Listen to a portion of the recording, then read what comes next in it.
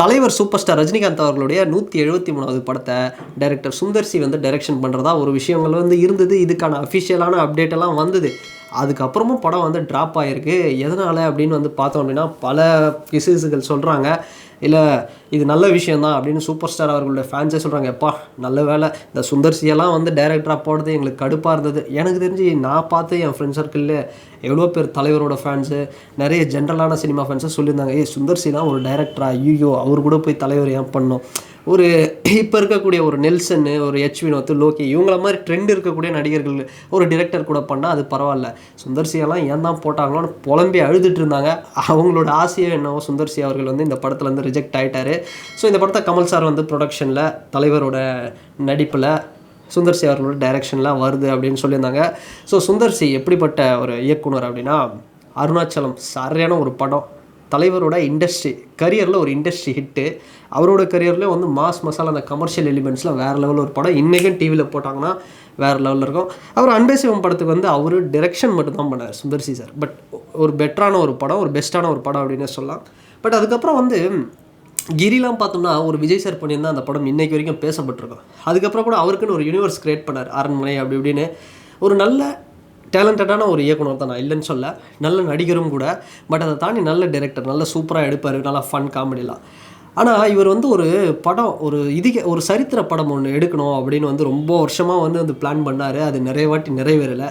ஒருவேளை அந்த படத்தோட ஸ்கிரிப்டை போய் தலைவர்கிட்ட சொல்லி அது ஏதாவது சங்கமித்ரான்னு ஒரு ஸ்கிரிப்ட் அது ஏதாவது ஒரு இதுவாச்சா, இல்லை வேறு ஏதாவது ஒரு ஃப்ரெஷ் ஸ்கிரிப்டை வந்து சொல்லி போய் அது பிடிச்சி போய் திரும்ப வந்து இல்லை அதில் சில விஷயங்கள்லாம் நடக்காத போயிடுமா அப்படின்னு வச்சா. ஆனால் நான் ஒன்று சொல்லுவேங்க. இப்போ நிறைய பேர் சொல்கிறாங்கல்ல, ரஜினி சார் கூட போய் எதுக்கு வந்து சுந்தர் சி வந்து நடிக்கணும், அதெல்லாம் வந்து வேணாம் அப்படின்னு.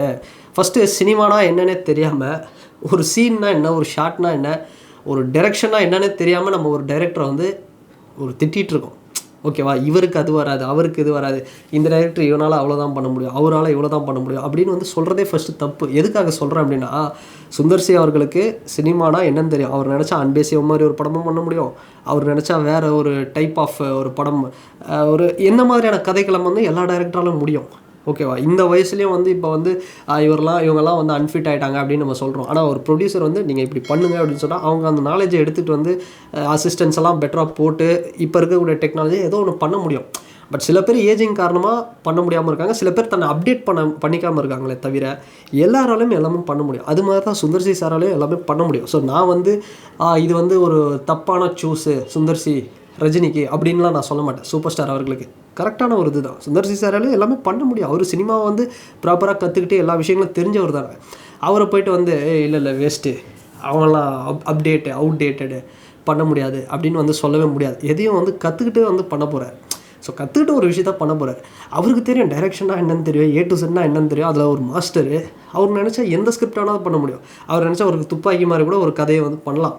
எல்லாருமே அப்டேட் தான். இப்போ ஒன்றும் இல்லை, இளையராஜா அவர்களுக்கு ஒரு எந்திரன் மாதிரி ஒரு படம் பண்ண முடியுமா அப்படின்னா கண்டிப்பாக முடியும். ஆனால் இளையராஜா அவர்களால் ஏன் பண்ண முடியாது அப்படின்னா அவர் அதை அப்டேட் பண்ணிக்கல. இல்லை எனக்கு வேணாம், எனக்கு என் ஸ்டைல்லே நான் பண்ணுற ஒன்று, வழி நெடுக காட்டு மல்லின்னு ஒரு சாங் பண்ணார். அது அந்த வருஷத்தோட இயர் ஆஃப் த சாங். இந்த விடுதலை படம் பார்ட் 1 இருந்தது.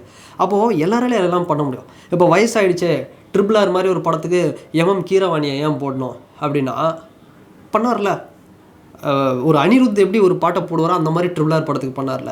ஸோ எல்லாராலையும் எல்லாருமே பண்ண முடியும். ஸோ நம்ம வந்து ஹரிலாம் அவுட்டு, வேஸ்ட்டு, மொக்க டைரக்டர், KS ரவிக்குமாரா, எல்லா டைரக்டர்ஸால் எல்லாத்தையும் பண்ண முடியும்.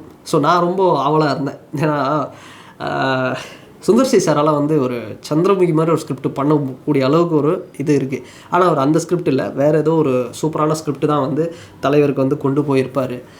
எதனால் இது வந்து ஒரு இதுவாக ஒரு வேளை யாராவது சொல்லியிருப்பாங்கன்னு நினைக்கிறேன். இல்லை இப்போ இருக்கிற கரண்ட் அந்த பல்ஸில், அந்த டெக்னிக்கல் வைஸில் ஏதாவது ஒரு சில விஷயங்களை கரெக்டாக வந்து தலைவருக்கு அது கொண்டு போக முடியாது அப்படின்னு ஏதாவது சொல்லியிருப்பாங்களா, எனக்கு என்னன்னு தெரியல.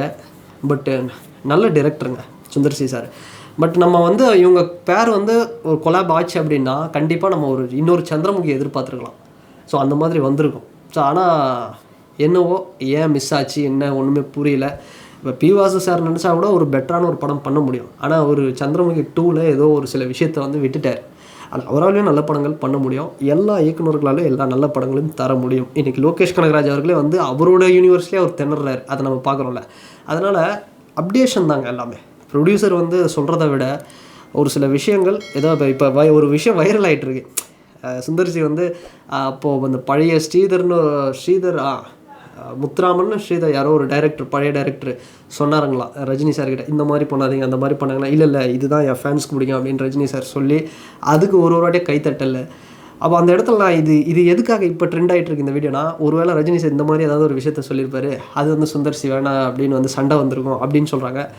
இல்லை ரஜினி சார் சொன்ன விஷயத்தை மீறி ஒரு விஷயத்த பண்ணி அது ஆடியன்ஸ்க்கு அது ரீச் ஆன விஷயத்த சுந்தர்சி வந்து அப்சர்வ் பண்ணி வச்சுருக்கிறாரு. ஒருவேளை தலைவர் எது பண்ணாலும் நல்லாயிருக்கும் அப்படிங்கிற மாதிரி அதுக்காக வந்து அது ட்ரெண்ட் ஆகுதா எனக்கு ஒன்றும் புரியல. பட் நம்ம கேவலப்படுத்துகிற அளவுக்கு அவர் ஒரு மோசமான டைரக்டரில். He is the legend, Tamil சினிமாவோட one of the legend Sundar C sir அப்படின்னு சொல்லலாம். அவருக்கு தெரியும் A to Z சினிமா தெரியும். ஒன்றுமே இல்லை பாருங்களேன். ஒரு 10 வருஷத்துக்கு முன்னாடி வந்த ஒரு படம், பட் அந்த படத்தை ஒரு பொங்கலில் ரிலீஸ் பண்ணி இப்போவும் அது சூப்பர் ஓகோலாம் நான் சொல்ல, ஒரு ஆவரேஜ், ஒரு சுமாரான ஒரு ஒன் டைம் வாட்சபிளாக கொண்டு வந்து சேர்க்கற முடியுது அவரால். ஸோ அந்த அரண்மனை சீரீஸை ஏதோ ஒரு பெரிய லெவலில் கொண்டு போக முடியும். ஸோ அவரும் வந்து ஒரு லெஜண்டு தான் தமிழ் சினிமாவில். பட் அவருக்கு இது ஒரு மிகப்பெரிய ஒரு கம்பேக்காக ஒரு ஃப்ரெஷ்ஷான ஒரு இதுவாக நம்ம பார்க்கணுன்னு நினச்சது மிஸ் ஆயிடுச்சு. ஸோ அதுதான். ஸோ பார்க்கலாம் தலைவர் 173 அதோட டைரக்டர் யாராக இருக்கணும் அப்படின்னு. எனக்கு கேட்டால் அகெயின் ஒரு புது டிரெக்டர் வந்து பண்ண நல்லாயிருக்கும். ஒரு கார்த்திக் சுப்ராஜ் சார் வந்து அகெயின் அந்த ஒரு கொலாப் வந்தால் நல்லாயிருக்கும். இல்லை ஒரு ஃப்ரெஷ்ஷான ஒரு புது டிரெக்டர் யாராவது வந்தால் ரொம்பவே நல்லாயிருக்கும் அப்படின்னு தான் நான் வந்து நினைக்கிறேன். ஸோ பார்க்கலாம் என்னென்னா. இல்லை ஒரு பேன் இண்டியா லெவலில் ஒரு பிரசாந்த் நீல் மாதிரியான ஒருத்தர்கிட்ட கூட தலைவர் பண்ணலாம் ஏதாவது ஒரு கெத்தா. ஸோ பார்க்கலாம் என்ன நடக்குது அப்படிங்கிறத வெயிட் பண்ணி பார்ப்போம். ஸோ நீங்கள் சொல்லுங்கள், தலைவர் 173 யார் டிரெக்ஷன் பண்ணால் நல்லாயிருக்கும்? இல்லை சுந்தர்சியே திரும்ப காம்ப்ரமைஸ் ஆகி ஏதாவது பண்ணார் அப்படின்னா எப்படி இருக்கும்? இல்லை லோக்கி அவர் வந்து ரஜினி சார் கமல் சார் 2 பேருக்கும் சேர்ந்த மாதிரி ஒரு ஸ்கிரிப்ட் சொன்னாங்களே அதுவா எதுங்கிறத நீங்கள் சொல்லுங்கள் கமெண்ட் செக்ஷனில் பார்ப்போம். அண்ட் இந்த வீடியோ உங்களுக்கு பிடிச்சிருந்தா லைக் பண்ணுங்கள், ஷேர் பண்ணுங்கள், கமெண்ட் பண்ணுங்கள், சப்ஸ்கிரைப் பண்ணுங்கள். வேறு ஒரு வீடியோவில் வேறு ஒரு கான்டென்ட்டில் நான் உங்களை பார்க்குறேன்.